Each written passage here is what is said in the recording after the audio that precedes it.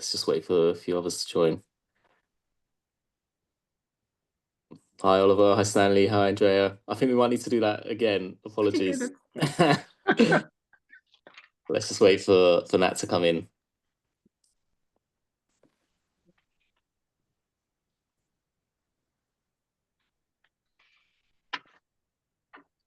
Good evening, everyone. Thanks for joining. We're just waiting for our last participant, Nat, to join.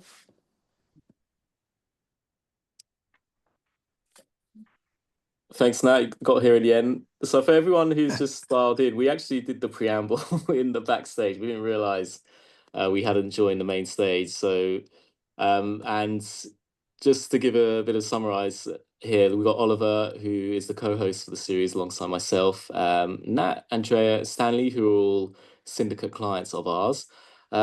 This is the second part of the series. The first one me and Oliver did. We gave an introduction to what a syndicate is, and this is the second part of the series where we're really looking to educate other syndicates on how others operate, and then also provide some informational guidance to new syndicates or those who are looking to establish that. This second installment is very much looking at investment theses, how they're constructed, and deal sourcing as well. And each of the participants here today are all clients of Mara. We've done many deals together, hopefully many more in the future. I love working with these guys, and they've each got very distinct theses, which is why I invited them to speak today. Without further ado, let's just give a quick overview and introduction to everyone. So Oliver, do you want to give a quick, I know you did it already. Yeah, I'd love to give an introduction. So my name is Oliver. I'm from Copenhagen, Denmark. I have an investment firm called Hersir Ventures, where I do deal-by-deal syndicates, investing mostly in the Nordic early stage startup scene, anywhere between 50 to 500K in pre-seed and Series A. I have done 35 investments in total and hoping to do a lot more in the future. Great, thanks. How about Stanley next? I know, Andrea, you did it already just quickly after to give you a bit of a break. I'm the founding partner of Kalea Ventures, a venture fund / growth and early stage syndicate.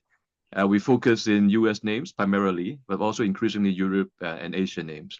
I'm happy to be here. Good, working with Mara, looking forward to doing more deals with Mara and the partners all together. Great, thanks. Nat.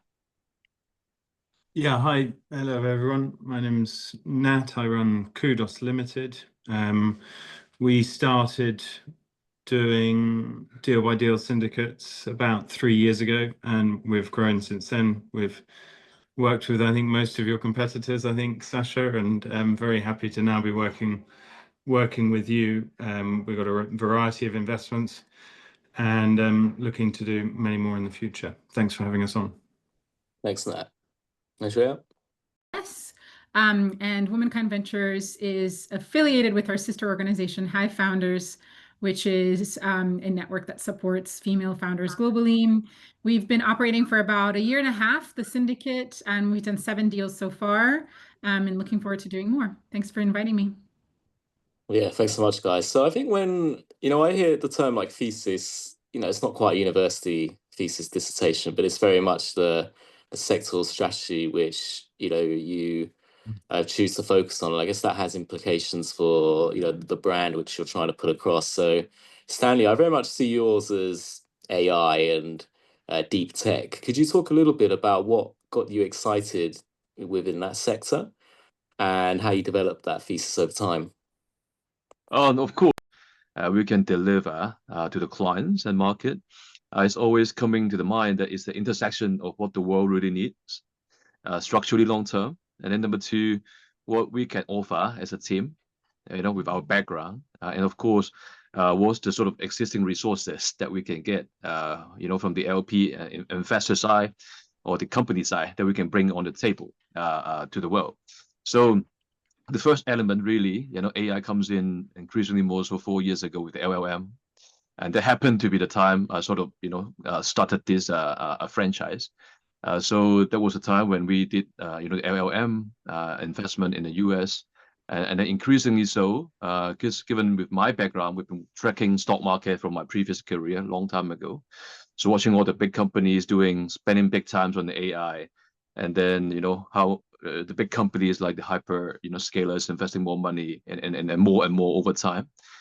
We are becoming more confident on that thesis, and that's why from fundamental now to the sort of vertical, still focus on AI is the domain that we focus.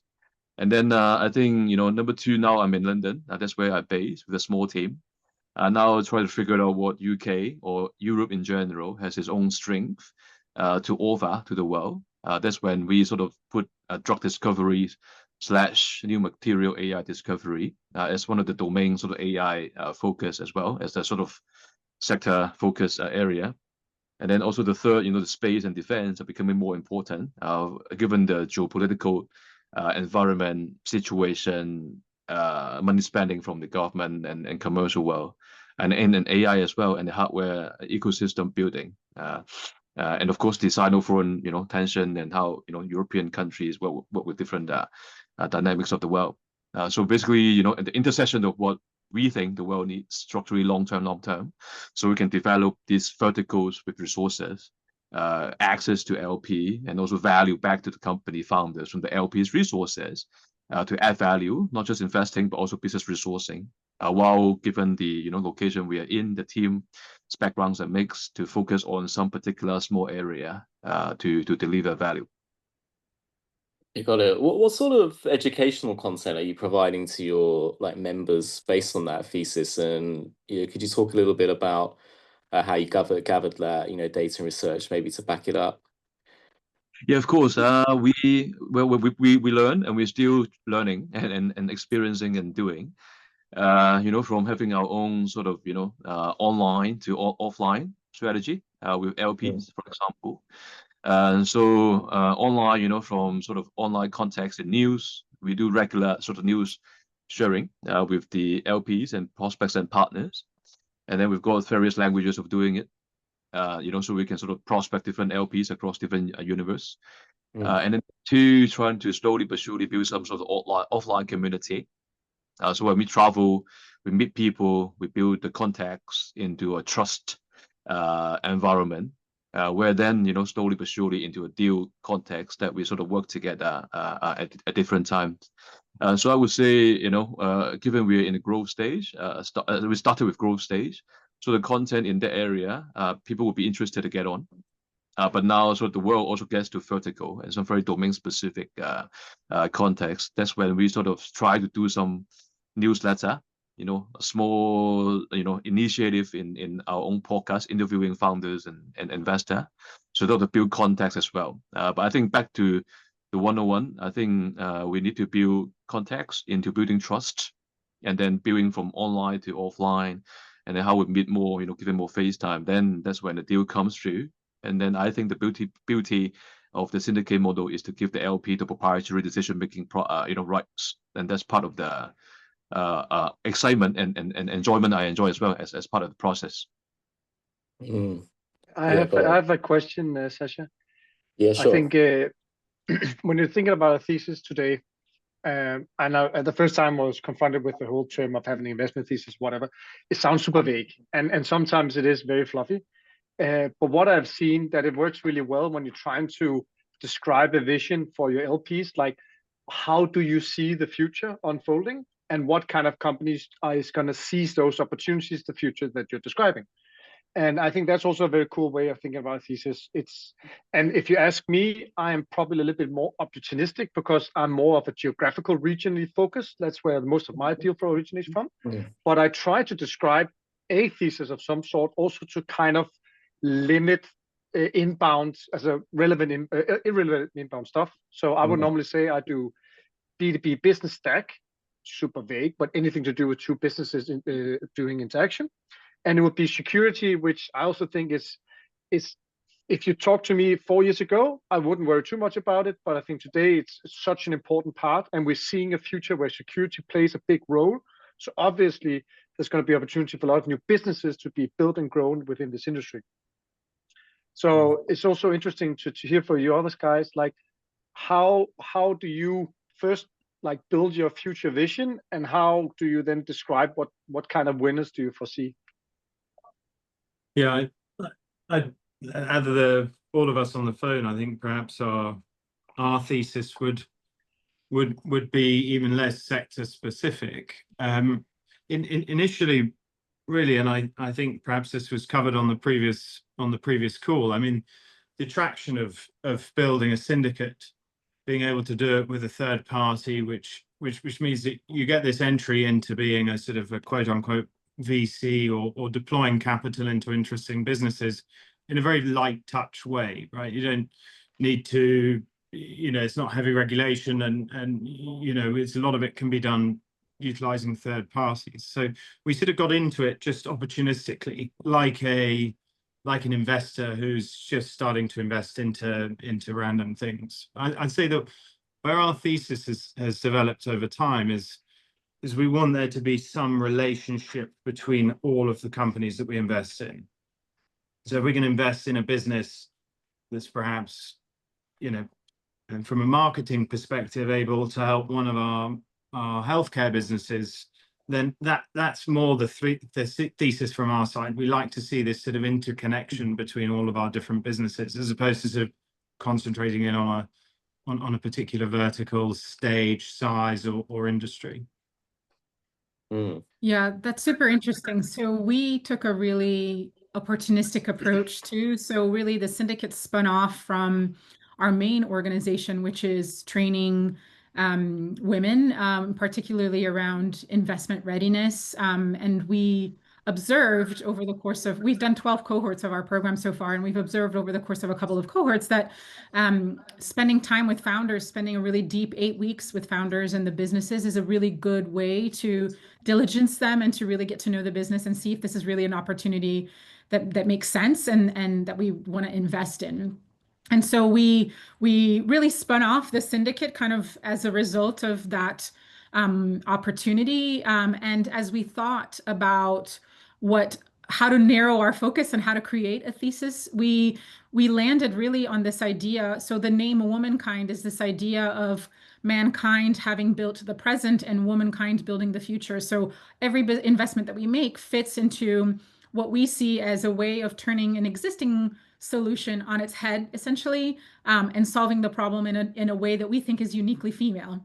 And so that's what we base our thesis on. That enables us to both operate on a focused way in terms of looking at the kind of composition of the investments and the pool that we draw from, but also allows us to be more generalist in terms of the kinds of businesses that we invest in, because we are the main organization is a generalist organization as well. So we can kind of achieve both objectives for us of furthering the kind of female agenda, but also keeping it focused to the group that we created.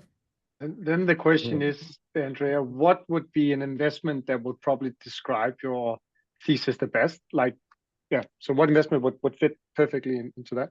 Yeah, so for example, we've recently made an investment in a company called Jules that is building a screen-free interactive storyteller for children.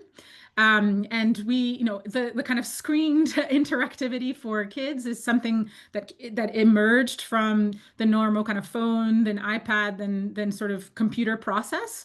And we see, as mothers, as parents who are concerned about how children can use AI ethically and how children can use AI in a way that doesn't kind of corrode their brains in a sense. That business for us was very interesting because they were flipping the problem on its head and saying, hey, children still want interactivity, and AI absolutely has a place in how we teach and grow our children, but the screened aspect is actually part of the problem. It slows down motor development and other things like that. And so a voice-operated AI interactive storyteller fits in that criteria really, really well. And it approaches the way that we would think about how do we grow children in an AI world while still giving them the skills to sort of interact with technology. So that's an example of a business that I would say that we've invested in recently that kind of fits that criteria. Cool. So I'm kind of hearing that sometimes the thesis has come first for some of you, but then other times it develops over time on the back of maybe some other activities. And then also, I guess what's important is, the thesis can't be too restrictive. As you said, Oliver, having it's important to be opportunistic a little bit as well, right? But if you have a quite narrow thesis, then it might restrict you from other opportunities. I think you will do yourself a disfavor of being too specific. I think the world changes. Like if we meet again in 2 years, something new, shiny will be there, and it's important that you are flexible in order to do that. But that's more the limitation of a fund. I think the privilege that we have as SPV syndicate leads and SPV investors, that we can ultimately be completely opportunistic. And I think that's the theme that goes around, is that we can see new opportunity and choose to pursue or not pursue. And I think the thesis, at least for me, is just to have like an overarching kind of focus, right? But being open to other things. And if you really ask me what, like deep down my thesis is, I actually just want to back amazing founders. And at the end of the day, I don't really care what they do, but I still see the future going in one or two directions or multiple directions, and it has to kind of fit into that picture, right? Not going backwards, putting together chain armor and swords, right? But yeah. But I guess the thesis could be quite a powerful like marketing point, right? Because if investors know that you're backing a specific niche with a story which resonates with them, then you can build a community better around that as well, right? I guess that's probably the counter of being too broad. It also plays to Stanley's point earlier, focusing on what you know that you're good at and what you think you can add value in. We understand AI and deep tech. That's where all of my colleagues understand AI and deep tech. I mean, I'm putting words in your mouth, Stanley, but I guess it means that you are able to, you do have more focus. And I guess your investors or the people coming to your syndicate, know exactly what they're getting into. Whereas it's interesting. I mean, perhaps to touching on a more broad point in the sense that maybe tighter focused theses is something that's more common that you see within funds rather than sort of a lot of our investors. We've got about 340 investors now, and they all want different things, and actually what a lot of them are looking for is diversity. We're not speaking to ultra high net worths. We're speaking to sort of normal people who perhaps want a bit of healthcare, want a bit of property, want a bit of whatever it is. So yeah, maybe that's why the syndicates tend to be broader. And then go ahead. Yeah, I just want to add one thing. I think also thesis for an SPV might also tie a little bit back to who's actually running SPV, like the syndicate leads. They say value, ethical codex, how they act and treat with other people. It's something that I emphasize a lot. Like every LP that I get on board, I explain my values, how I run things, what is important to me, how do I want to exit the company, all these kind of things. So it's like part of the investment thesis, like how do I want to go in and want to go out and what I'm looking into. But then now I wanted to ask you about the family office, which you did some work with, helped.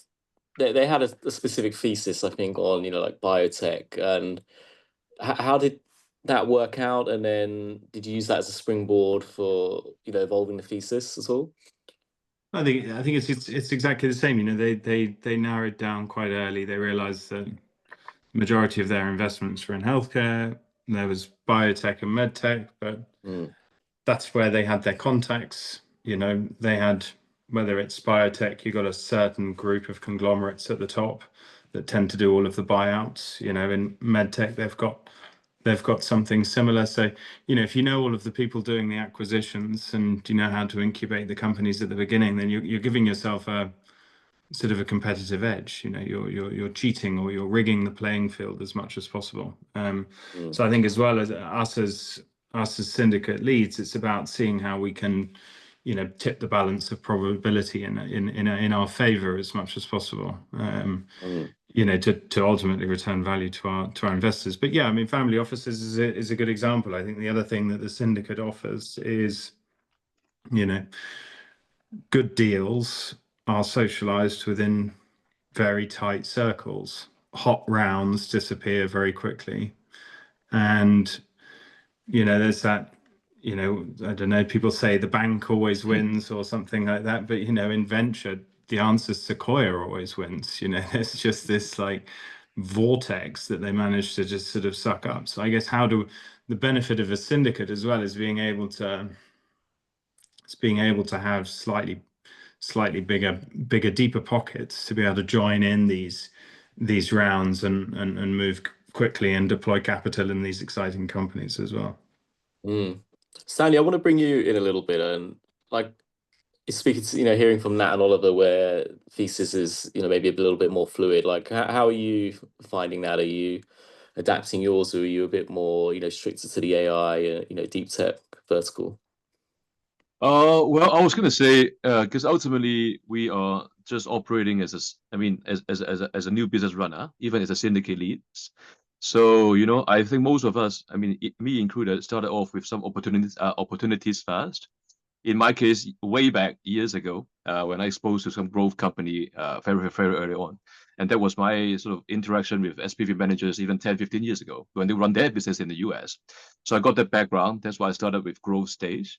But then the reason why I sort of get into earlier is, I think, number one, the world is evolving.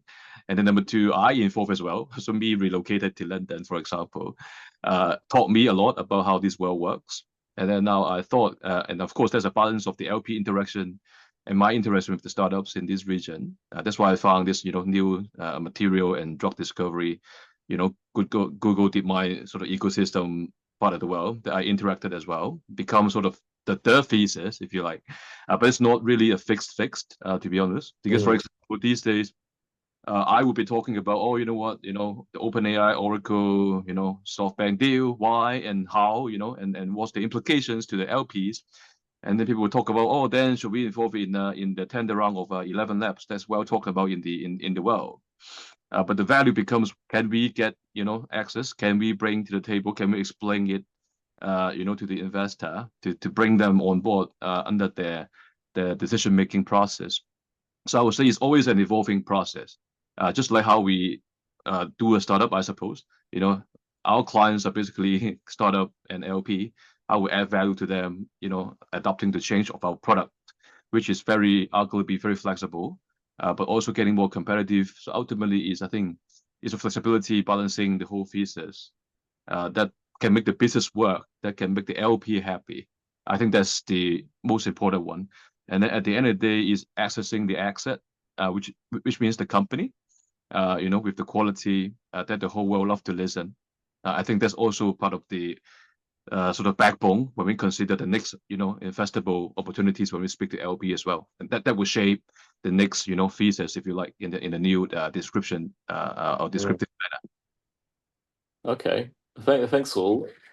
Is there any final points to say on Thesis, or should we talk about deal sourcing next? Okay. Andrea, let's talk a little bit about how you deal source. What are the methods? What are your main sources of deal flow, and perhaps any tips for new syndicates on how to source deals? Yeah. So because our syndicate started opportunistically after a number of years of running our broader female founder community, we primarily source from our community, which has sort of octopus legs into all kinds of different universities, different networks, and different geographies as well. And the other thing that we really see is a word of mouth referral network. So a lot of the people that we work with will refer other interesting opportunities for us. I think word of mouth referrals are kind of our strongest deal flow source. So we really build and kind of focus in growing the community first, and then through that community we source deals. Again, there's no shortage of opportunities, I find, and for us it's, again, and I think Oliver, you mentioned this earlier, it's about narrowing the pool a little bit, and so we really decided to select businesses that we had worked with as our diligence mechanism, as a way of narrowing that pool, and making sure that we had the opportunity to get to know that business super, super well, even if it was referred by someone, even if it was gaining momentum. Unless we know them personally, then we can't really vouch for them, and therefore we can't really convince ourselves of the investment. So that's really how we do it. We really tap into the network, we grow the network, and then we trust the people in the network to bring more opportunities to us. What is the criteria then? So it's part of that work you do, the accelerator. Then do they have to be part of that, or can you still invest in business outside? They have to have gone either through the accelerator or worked with us on an advisory basis. Okay. And what we really look for is commercial robustness. So, and that's kind of a common thread, right? So what we really want to see is just good businesses. If they're good and compelling and strong businesses, then we will have a look at them. But typically, unless of course, they have to be female founded, and that's sort of like the #1 criteria for us. But if they're commercially robust and female founded, we're always willing to have a conversation with founders and understand a little bit more about the business. And then after they've worked with us, they become part of the pool that we draw from. Do you have any data on your funnel of how many businesses from that accelerator approach you versus how many you invest in? So we actually select the ones, it's by invite only to present to the syndicate. So we usually pick 2 to 3 from each cohort to present to the syndicate. We pick the top performers effectively. Yeah. Got it. Oliver, how about you? What's your approach to sourcing? Oh, I think you're on mute. Yeah, I think after being quite active full-time for the last 3 years, I finally feel I am in a position where things are mostly coming to me, meaning that I believe venture is very much a game of karma.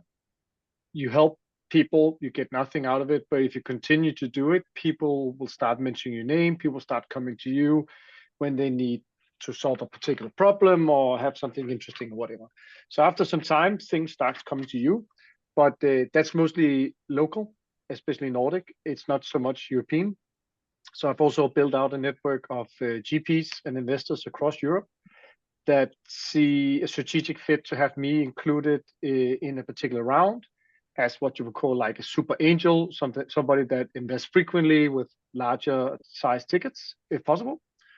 And also, I'm not on the lazy side. I actually have another tool called Evertrace, can highly recommend, that actually spots and is aware of all movement of a person's career, stealth movement, and whatever in startups.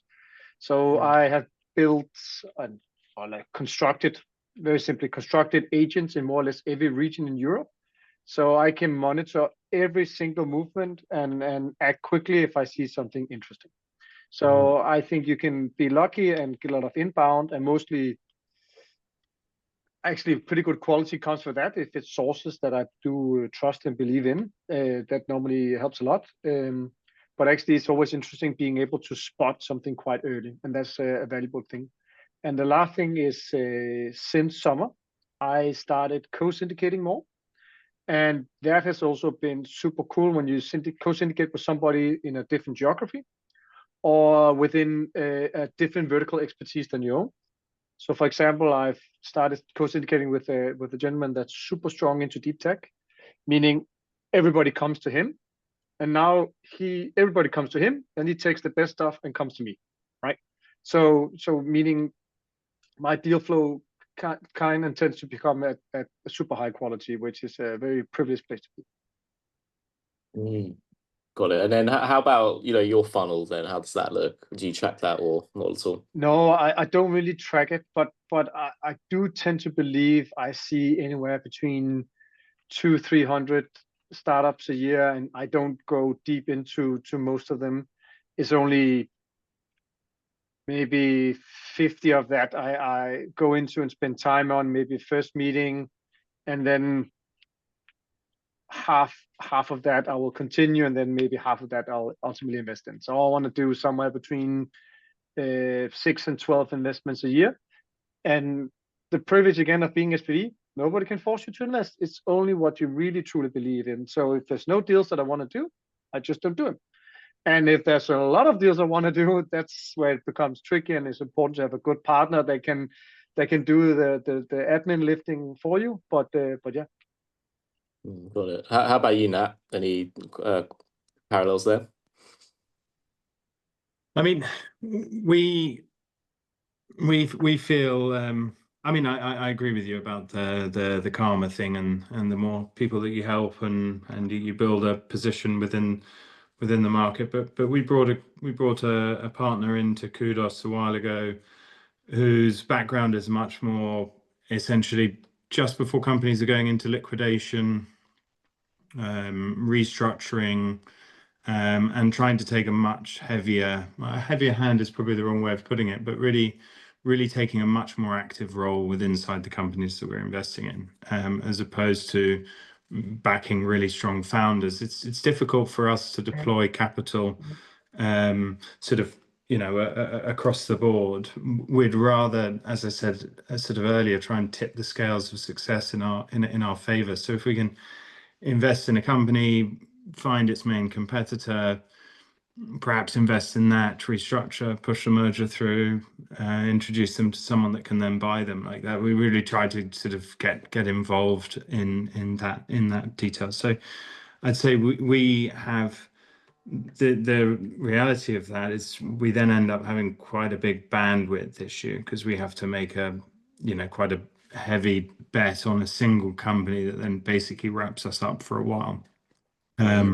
As we're working on everything from the board, how the company is positioning itself to the market, if there are strengths and weaknesses or gaps on the management team, and all of those different areas. So that's the bit that I find really exciting as well. I mean, I sometimes talk about that, like, in the Matrix, when the guy says he wants to learn how to fly a helicopter, and you sort of plugs that thing in, and there's that, like, major download of information, when you go into a new company that you're going to be investing in, and you spend a huge amount of time with these people. And to your point, Andrea, these 8-week dives that you spend with people, you really get to know people, and the trials and tribulations, especially during restructuring, perhaps just before insolvency. These are very raw, very difficult times to deal with. But we see a lot of value there. We see a lot of value because I think the larger funds don't have enough time they just see a whole load of complications. So these projects get heavily discounted, which is why we find them interesting. Okay, Stanley, how about you? Because a lot of the companies you invest in are quite high profile, so getting like access is probably more of the issue rather than actually finding them. Do you want to talk a little bit about that? Yeah, I think from my side, I think the sourcing part, we don't really have any particular how to put it, like a roadmap, if you like. But then on the growth stage stuff, like Sasha was mentioning, getting the deal allocation is key. Whether for the growth companies, so whether it's a cap table or single layer. But luckily, we've been in this market for quite some time, so there's sort of these good partners and partners that work with us all together. So that's pocket on that side. But of course, on the other side, I would say we tend to do less, and less is more in many ways. And then they also give us the buffer. Sort of, for example, some deals we actually track for 1 year. And that founder was introduced through the other company that we invested, for example. And then there were cases like in early stage where we invested in some accelerator programs company, where the founder also introduced us up some other companies, and that other companies happen to be fall within that sort of bigger picture thesis, if you like, that sort of played it right, and then we get introduced through those network. And then ultimately in our world, we always put, like, Andrea was mentioning, the company first.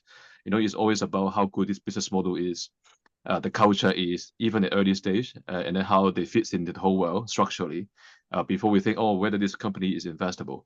So we do not use, tools like Harmonica, we track signals and stuff, because we're not actively deploying capital per se, but we would sort of, I think, leverage our growth intelligence, if you like, versus the stock markets read across from the company, and then sort of fine-tune that thesis.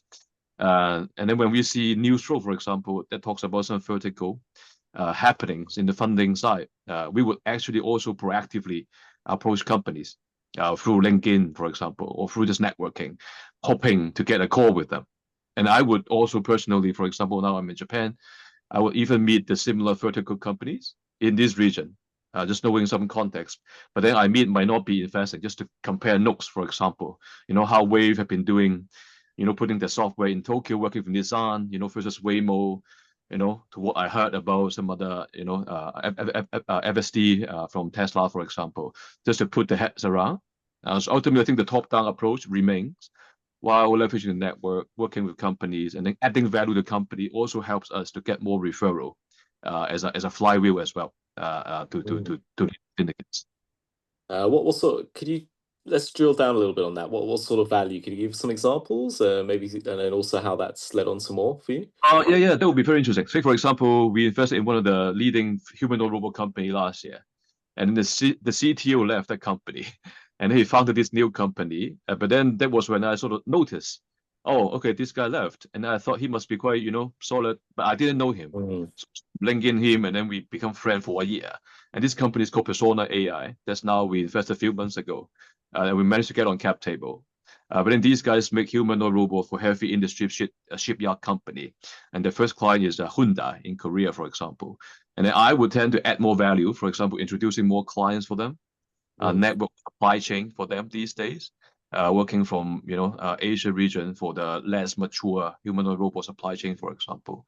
So adding value, they see it before, after investing, and then post investing, they like it and bring in more of the network of people. And then say, for example, I'm going to the US next month, seeing some other companies, then I would leverage this opportunity to meet these guys all together, not just to get value from them, but also bring in what I observe, you know, to sort of bring this ecosystem, you know, to or benefit altogether. I think that's a very good point, Stanley. And I think if I were to inspire anybody considering doing syndicates or whatever, I think the trick to getting into most deals is actually providing value upfront.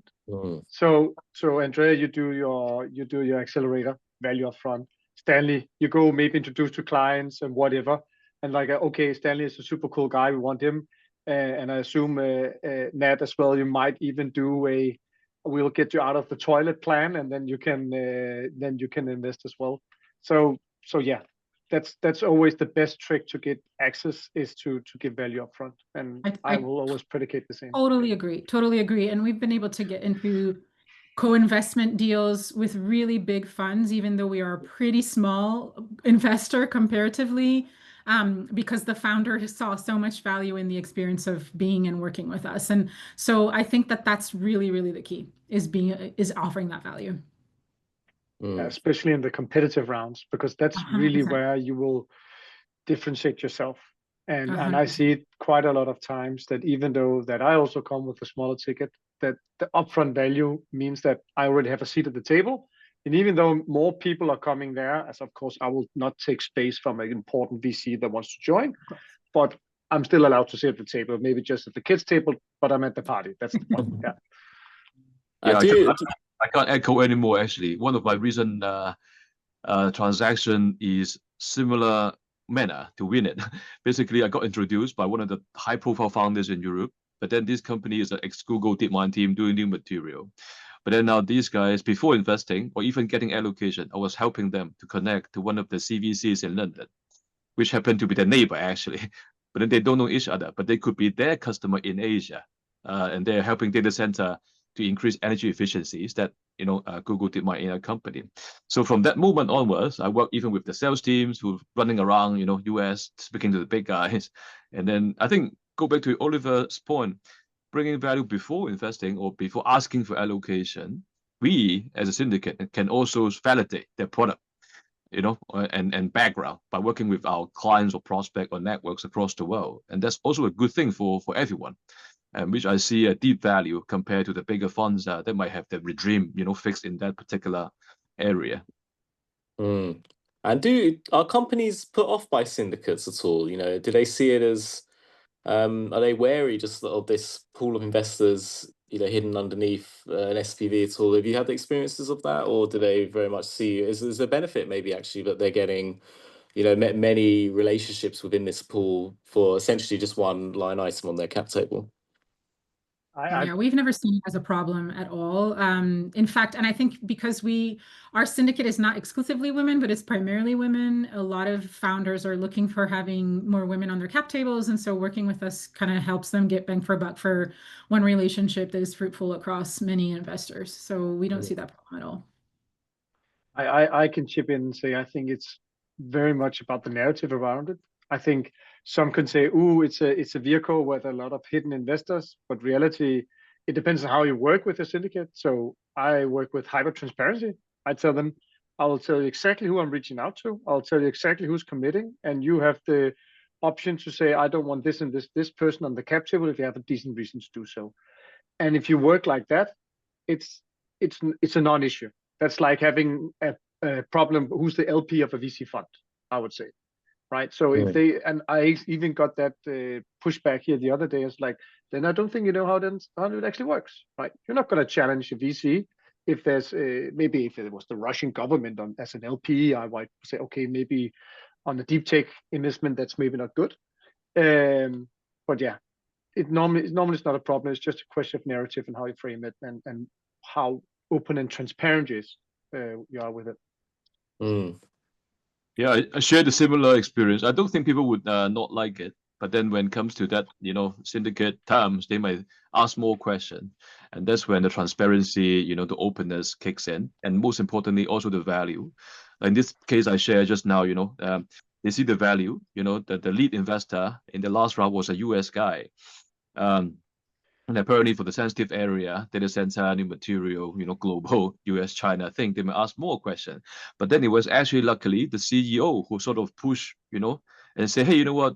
These guys can add value and let's bring them aboard. And regardless, it's a small check anyway. Out of the 50 million round of Series B, we got only a few millions. So I think this is a real experience of us knowing the founder through a good referral, but after a year, we bring value before. And then during which they see the people we introduced, and then they even push ahead to get the allocation out for us. So I would say it won't be like that every case, I suppose. In particular for the growth stage stuff in the US, which I experienced a more tricky situation before. But I think ultimately being transparent, it just comes down to who works with you and how the company perceives. And then with the hard, background not available, not allowed, then it's not allowed. It's not something that we can do anyways. Got it. Can we talk? And I also want to add one thing. We also do the KYC, KYB on every single LP, and thanks to you, Sasha, that also helps if there was to be any bad actors or whatever, right? They will be ruled out in the onboarding process, which is also, if you ask me, a kind of quality stamp as well. Sorry. Yeah. Yeah, so I guess with a syndicate, I'd hope you guys know the members within each rather than just niche spaces which you're less familiar with. But just on that point, can we talk a little bit about leveraging your syndicate communities for deal flow generation? Like, is it a case where, members often bring you the deal flow rather than you finding the same? Do you have experiences there? I can add, I encourage all my syndicate members or the people I work with to come with deals with me. I offer anybody, in theory, anybody can co-syndicate. So if you have a deal that you have close network with the CEO or whatever, I will gladly co-syndicate with you if you believe you can activate a valuable network doing it. So yeah, that definitely can happen, and it has done and worked in the past. Got it. And do you share like fees carry with them? Is that like a yeah? So this is actually a topic that I've been contemplating so much about, and this will also be immensely valuable to hear what you guys have done. I figured out different crony ways of doing it because I'm all about fairness, having things work out, whatever. And ultimately, I just went back to doing completely 50-50 split if it's just another co-founder. I don't care who comes with most money and whatever. I think the principle is you do it together, you share it. And I think that principle is easy. But of course, if somebody's just completely freeloading after a few deals, it's maybe not going to work. But very curious to hear what would you guys do if you do any co-syndication at all? I do quite a bit co-syndication. I think ultimately it's a partnerships that I really believe that we are building all together, because we can only do so much anyways, and then we can only focus on one sector or a few area, and then getting access or working with solid, well sought after companies and founders are the success for syndicates that I really believe. And that's why working with people who might not, who might have the access of something that I might think, or believe that might be very helpful for the world of investor. So I partner with them. I don't mind working and investing in their, cap table SPV at all. Given maybe my growth stage, people get used to investing in first layer anyways. And then on the other side, if we bring on investor, like when we pitch the company, all the LPs, they would say yes only because they like them. They like that vertical. They like to add value altogether. And that's how I would pitch my LP. Hey, you know what? Oliver, Nat, Andrea, have this area that I believe, because of why, ABC. Then if you believe, then let's get on together. But make sure you add value and back. And then economic sharing, I'm totally synced up with you, Oliver. So long, typically I see things as, bring company, bring capital, managing SPV, basically as the three part of the formula. So how it works out really depends on deal by deal, as we know, cap table or not cap table, how to get sourcing, how to get capital, so long as it's all fair and transparent. Like we've done deals with Sasha, I've been transparently asking for different economics, we knew why and how, and then so long as this partnership is a win-win-win down the road long term, is what I hold up on my spirit for the team and the partners. Sorry, you go, Andrea. No, go for it. Go for it. Interesting. Like the way that I started this syndicate was actually I had a very small amount of money to invest, and it was abundantly clear to me that I wanted to put it in a number of companies, not just in a single company. So putting together the syndicate was actually, I approached a company that I wanted to invest in, and you would, shown a term sheet and it said minimum 500k on it, or minimum 100k, or whatever it was. And so we thought, well, shit, I mean, still want to put money in this company, maybe I can find some other people that can come along with me. So first members of the syndicate, I think, was my mum and my brother, and then it's sort of it's grown from there. But I coming back to your point, Oliver and Stanley, I think in all of these things, now I've got a friend of mine, and his investment thesis a long time ago was, I'm just going to invest in things I like. So he liked Spotify, he used Facebook, he always used Google, not Yahoo. He has a Mac computer, he bought a Tesla, so he just basically just piled money in stuff that he used. And I think it's quite interesting with a lot of the businesses that we've looked at. Generally, I mean, not all of them, but generally there's a product attached to them. I think it's also quite interesting, like, is it a product that I would buy? Is it something that I want? And almost becoming a customer of the companies that we invest in initially is quite an interesting way of getting to know them. If they've got utility, if the customer experience is good, or if it's something that you want. I quite like that as an idea. Yeah, I totally agree. We co-syndicate a lot, and we really treat the kind of split in discussion with the co-syndicate and the founder, and whatever works for them works for us. We try to be really flexible with that approach. But I agree with you, Nat. You kind of have to understand and like the products in order to make that investment. That's certainly, for me on a personal basis, an approach that I take too. But I think everyone has in the syndicate decides in a different way, and our goal is to bring interesting opportunities and let people use whatever metric they want to use to decide if it's the right fit for them. No, as flexible as possible. Yeah, I agree. But I mean, ultimately, what's similar between all four of us is that we've all got our funds at work inside these companies, and often speed to close. These companies, they need their, you got a certain deadline you need to hit, and then the round's going to close, or you know what I mean. And if you're faster, you can put more money at it. I think working together as a group of people, and then obviously sharing that carry or sharing the economics across a group. It's primarily our attitude, and it sounds like it's the attitude of everyone on this call, is that it's good for my investment. Do you know what I mean? If we can speed up the time. One of our earlier deals is quite interesting. Sasha, you've been involved in this, where because there was basically fundraising was pretty slow. We tried this basically month-on-month funding. It was like a cash flow facility, right?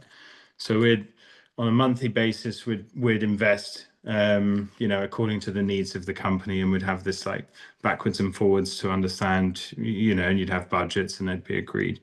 But what we found actually is that this model just really doesn't work, because you sort of starve these companies, and they actually do need this big pot of capital in order to basically start setting some big goals and then start working towards them. They don't need to be on life support, because it just restricts them. So yeah, I think if we can share deals with other syndicates, or if deals can be shared with us and co-investment, I think that's the very basis of what a syndicate is, isn't it? Mm-hmm. I would like to say, I think it probably ends up being the ultimate hack to try and expand your LP network. And it's not about win or lose. I actually have a confident feeling you can only win by doing co-syndication, because you cross-pollinate your networks. And let's say I can obviously see that Stanley and I could do some early stage European venture together. I don't have a lot. I have maybe 100, 120 people that I reach out to, but also part of having a syndicate is constantly building out your LP network of relevant people. But by cross-pollinating, and the people who invest will now know who Stanley is, and they will like to see what Stanley comes with. And then people are part of two syndicates.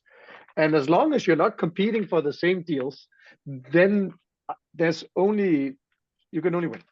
So that's definitely a good way of building out. Mm-hmm. I totally agree. And speaking about product, I literally, with this one interesting product, a company called Lookin, Looki. I'm not promoting them, but then the point is, it's a company, hardware made from Shenzhen, China. So one of the features I haven't really mentioned specifically is hardware from China with good team and data in a vertical that sell overseas. So this little thing, literally just, record your life, when you go anywhere, and then they can sort of generate your life, a vlog, if you like, when you wake up like an agent. The whole point though, they're from China, they are expanding in the UK. They sell 3,000, in the first 3 months. Number one, as a syndicate, I am not getting allocation yet, but I'm, testing the product. And like we said before, if I were to test the product, hey, why don't you guys, try one or have one, and see if they can expand to, Europe, let's say, and if we all think that's a good way, then I can speak to the founder, hey, you know what, let's get whatever allocation that all of us are comfortable, including the US, of course, and any region. But the whole point is, I think, getting to the product that we're comfortable is key. Working with partners with that same spirit and leveraging, the network of LP interest and the thesis that makes sense to everyone. I think with that fairness in mind, is very important. I mean, I learned actually from two very mature syndicates from the US way back earlier on, a few years ago. And I even see, the two of them actually work very closely together with two brands. I think, is it the Riverside and Com Ventures? Yeah, I think many people do it. Yeah, I think anybody who's doing syndicates are looking to. I think they're probably the most successful, like many big people syndicate have been working in the US. Exactly. Yeah. I'm even the paid user to the paid newsletter, for example. Yeah. Okay. Well, fair enough. So the partnership, I think they work quite well in the US. So how does that work for everyone? That could possibly work together. I think that's a question mark up to the market and the partners to explore all together. But I totally see your point, Oliver. Like Europe is not my thing. I'm still new to Pan-Europe, but then the whole European scenes, since the Jensen and the US combined. But I was involving in the sort of growth, quantum computing side of things. But the early stage, European domain specific, something that, we believe is interesting. I will also learn from you how you see the thesis. Like I would learn from Andrea, and Nat in your specific drug discovery, and the US side of things. I think that's how we sort of put the synergy. And then with one project to start off, that experience will also, lead us to many other possibilities. Okay. I had one final question. I'm not sure if this makes sense, but do you often feel pressure to bring deals to the syndicate to keep them engaged, or is it more of a question on just sourcing good quality and then bringing those deals when you have the right fit? To be honest, I would like to say I think it's about expectations. So I try to manage expectations of the people that I have in my syndicate, saying that I will only bring you deals when I think it's the right one and it's the right one for you. So I'm still at a size where I try to curate who sees what. Right? So I won't send space tech deals to somebody I know that doesn't give anything about it. Sure. Vice versa, if it's like very more like soft SaaS stuff, there's some deep tech people that wouldn't care about it all. So it's about managing expectations, and for me, I think personally there's a lot of value in curating it. So people know if they see something, for me at least, it's probably highly relevant. Got it. And I don't know how you guys do it. Yeah, we don't see a lot of pressure. I think we have a lot of investors that are quite generalist in their interests. And so we try to keep things really diverse in terms of what we show them. And I'm always surprised at who decides to invest in a deal. So we just try to present what we think are interesting deals and let people decide for themselves. But I don't, we have an ample supply of interesting opportunities. And I would say the reverse problem, I prefer to sort of keep a pace that is more manageable rather than over present things, because then I feel like it just gets a bit kind of noisy, and then people don't spend time reflecting correctly or the right amount of time for each opportunity. So I try to kind of pace it a little bit. Okay. Any more thoughts? Yeah, I mean, we do probably, we aim to do about 6 deals a year, six or so a year, and that's basically all we can do, I think, at this stage. Yeah, so I mean, it's interesting. We've sort of played around with lots of different things. We've tried doing lots of smaller deals, and then I think investors get a bit bored because they see a bit too much from you. And then we've tried to do, single larger deals and perhaps bitten off more than we can chew, and found them difficult to allocate. So, we sort of moved around. Later this year, I think we are going to start exploring different structures, that not just syndication, but also look at offering a fund. I mean, a lot of I guess the elephant in the room about the reason why we're all doing syndicates is just the percentage returns that you get as a syndicate lead is much better on a deal by deal basis than it is spread over a fund, in general terms. So. Yeah, I guess it's exciting times ahead for syndicates. I think that there are more and more of them, and I think the more that they start to work together with each other, realizing that the cross-pollination is actually good for everyone, right? If I pass an investor over to Stanley or to you, Andrea, or one of our female-led investments goes through your cohorts, like just everything, all of that is good. Wealth generation for our syndicates or for our investors is like the primary reason why we're doing it. And if we make them money, then they're going to invest more money, and then that in turn makes us money. So it's really interesting how we're starting to come together, and how it's a more of a it's less stuffy than the sort of high street VC.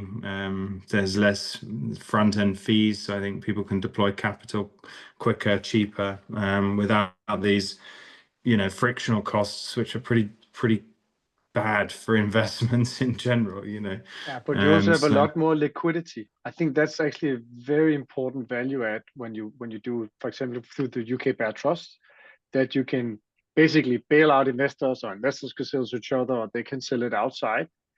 It's for me, I think also, especially you, like, I don't necessarily encourage it, but I say you are free to do whatever. And that is a huge difference between investing through a fund or whatever, where it's super locked. And if you want to exit in a LP secondary, it's going to cost you dearly. That's going to be expensive unless you are above water, very much above water. Yeah, I've got a question for you guys, which we see popping up quite a lot, is essentially syndicate leads who want to then sort of perhaps exit their position before the company has had any meaningful change. It's quite interesting sort of facilitating those discussions. I mean, we've had cases of probate, for example, or just people's financial situation changes and they want to sort of undo their investments. Have you guys experienced much of that, and how have you dealt with it?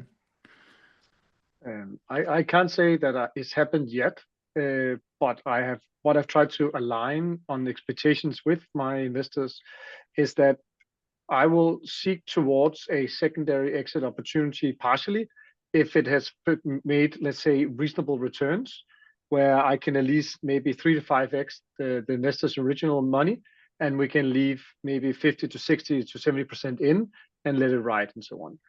And then ultimately, full exit, I don't think it's an optional. It's just like a proxy vote. We will exit. That's the only option there is. But I think it's about having a meaningful plan of when you want to exit and be part of your investment strategy and how you approach things. But I can't say anything. I think it's a positive thing that I haven't done it yet, but I don't know what have you, Stanley and Andrea? We haven't had that experience yet. Yeah, me neither. But I echo what Oliver's way of doing things in our way as well. We try to get back the cost of investment to the LP when the valuation get back to the cost of how they invest, so we can sort of ride the rest down the road. But then from the LP's perspective, they can have that comfort level coming in. That's how we've been sort of managing the deal by deal situations. Okay. Great. Well, really interesting stuff, guys. Hope you all enjoyed it, and thanks everyone for dialing in. This was part 2, and we'll have 3 more parts, I think. Or Oliver, maybe we have 7 in total, but more to come on future episodes. And please, everyone, thank you to everyone for dialing in again, and we'll see you on the next one. Thank you. Thank you. Thanks, guys. Yeah, thank you. Thank you for hosting, Sasha. Well done. Pleasure. Thank you. Take care.